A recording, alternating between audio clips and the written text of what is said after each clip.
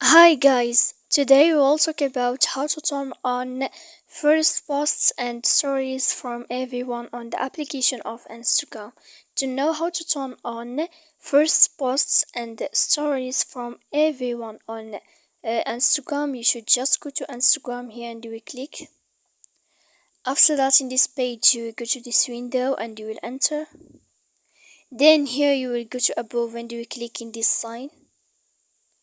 After that, you should to enter here settings. After that, you will go to notifications.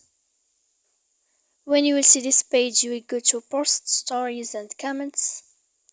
When you will see this list here, you will go to click in this sign.